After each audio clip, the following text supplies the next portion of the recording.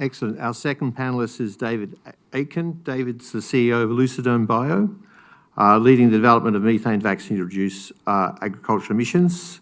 With over 20 years in climate tech, he has led innovations at the Carbon Trust, where he founded a group of 25 experts influencing over $2 billion in climate tech in New Zealand. David has driven global projects across the diverse industries and stages of development, specialising in scaling decarbonisation strategies and partnership. Thank you, David.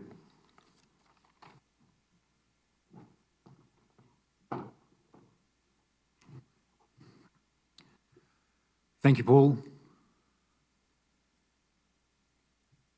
So it's great to be here. I'm David Aitken, CEO of Lucidome Bio.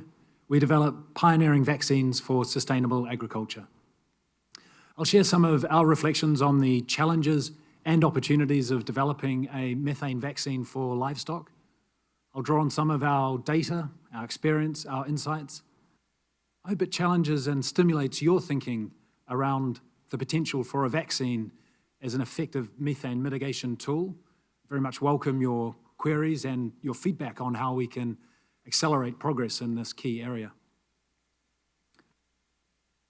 As an introduction to Lucidome Bio, we're developing a vaccine that is effective at reducing methane emissions from cattle, sheep, and other ruminants, that's affordable to deploy, that's scalable globally, that's safe for people, animals, and the environment, and that's auditable so we can verify the emission reductions delivered.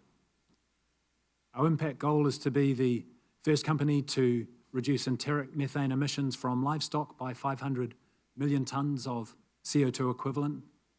We're really excited about the real potential that vaccines have to be a transformational tool for the future of farming. At the core of our technology development work is a systematic validation engine. We've already screened thousands of relevant genes, hundreds of vaccine options, and are focused on a priority set of vaccine candidates that we're taking through in vitro tests and in vivo trials. We draw on more than 15 years of pioneering scientific research. The proprietary data and unique insights that gives us, coupled with recent advances in AI, is enabling us to accelerate development and progress towards regulatory approval of our first vaccine product. Now, it's not easy. In the next few slides, I'll share 3 challenges and some of our data on those challenges to give you a sense of some of the hurdles that we need to jump across.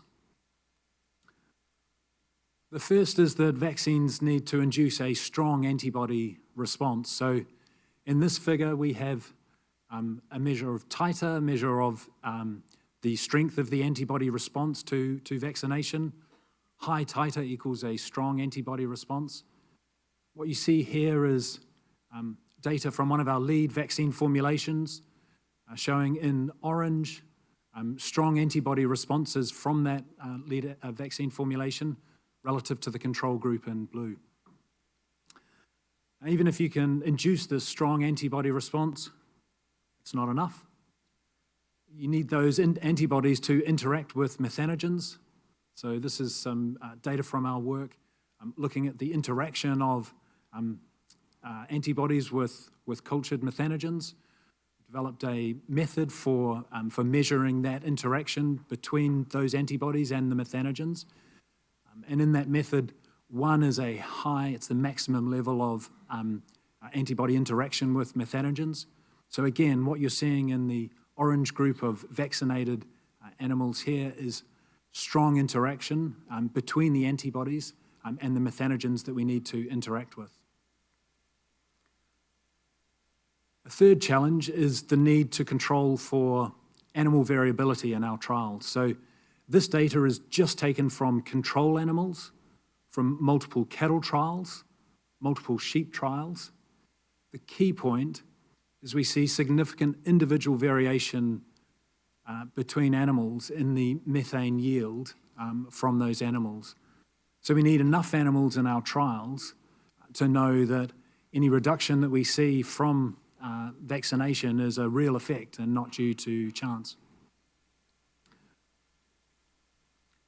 So what are the implications? Well, we think to not only develop but commercialize an effective methane vaccine, We need a wide range of technical and commercial expertise.